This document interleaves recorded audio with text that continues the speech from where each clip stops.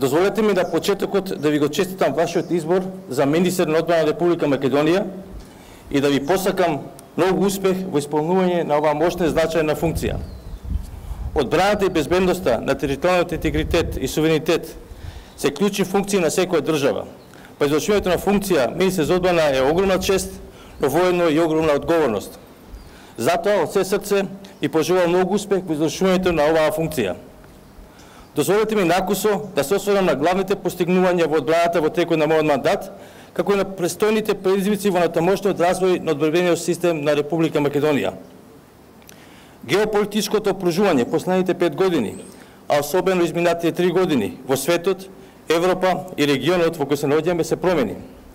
Тероризмот, глобалните бранови на илегални мигранти, хибридните закани, како и конвенционалните закани со вооружени сили се дел од листата на современите безбедносни ризици и закани.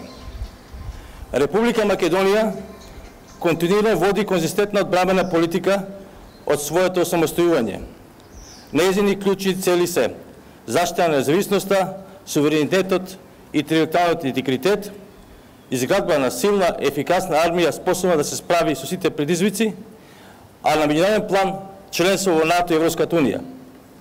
Република Македонија од 2002 година континуирано дава значаен принос во меѓународните мировни операции во Авганистан, Ирак, Босна и Херцеговина, Либан и логистичка поддршка на КФОР.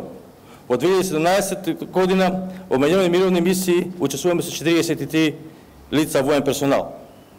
АРМ даде голем принос во заштита на јужната и северната граница, во поддршка на полицијата за справување со мигрантската криза, како и на локалната самоуправа во справување со природните непогоди во Скопско Тетово, но и во другите региони на Република Македонија.